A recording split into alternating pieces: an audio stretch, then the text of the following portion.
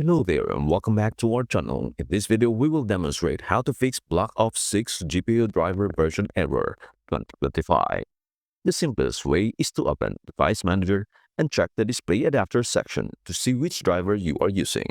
If you have an NVIDIA card, you can either right-click on it and select Update Driver to automatically search for an update or browse your computer for it.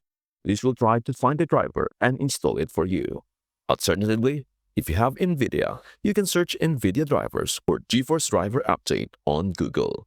If you're using AMD, do the same and search for AMD Driver Update.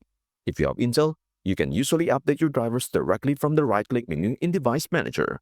However, for NVIDIA and AMD, it is usually better to search online, find the update, and install it via tools like GeForce Experience or similar. That's it. Thanks for watching. Don't forget to like, subscribe, and comment below for more tutorials on your favorite apps. Happy exploring!